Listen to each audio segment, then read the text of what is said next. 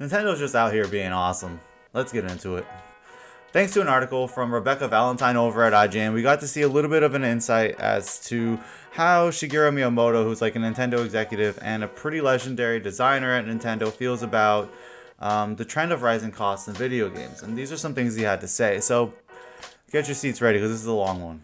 So in this Q&A, he was actually asked about the rising development costs and how they would plan to mitigate these costs. And this is what he said. He said, our research and development expenses have been increasing each year since our scale development has grown. A corresponding increase in cost is, in some respects, inevitable. However, their belief is that what they've created is more important than the amount spent on development. They continue refining their products until they're confident that what they've created is something that their consumers will be happy with. With that in mind, what is important is that they find ideas that are worth honing, and this has not changed since the era of the NES. Everyone has different interests, so they can't make sweeping statements about what ideas are worth pursuing. However, the one thing they're sure about is that they want to make something that hasn't been created before, which I think is pretty dope. And they also say that the more they polish something that hasn't existed before, the more value it brings. We believe that this is important to nurture developers who take this unique concept to heart, allocate funds to develop if necessary, and release games only after they're confident the product is going to be a success, and then repeat the process over and over again. So what? And then on the other side of it, he says how like games don't need to be super expensive to be made. You know, they can be appealing and not incur significant costs. Like toys are a good example of it, and even in the case of video games with the current technology, it's possible to create fun games with a small number of developers in a short period of time. I think Nintendo is so unique in a way that you can't really read what they do as a publisher with their games, or developer, however you want to describe them.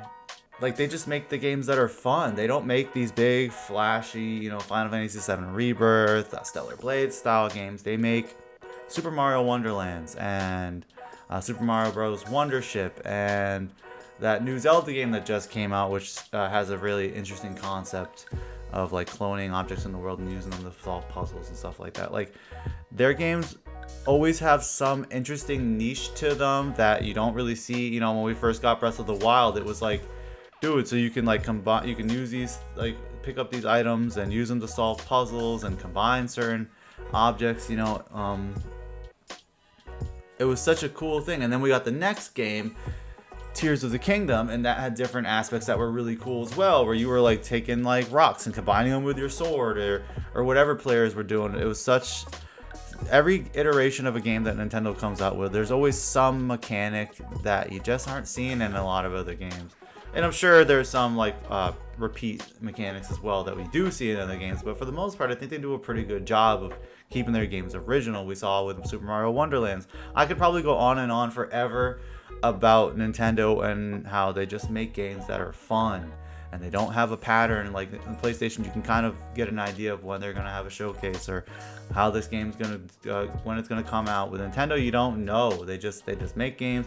Hell, half the time you don't even know who's working on the game until the game's released and you've seen the credits. They're so interesting, and yeah, if they can continue to make games that are fun without continuing to make them super expensive, I think they'd be pretty successful. I know in the past, the senior executives of the company have actually taken like pay cuts just to prevent them from laying off employees.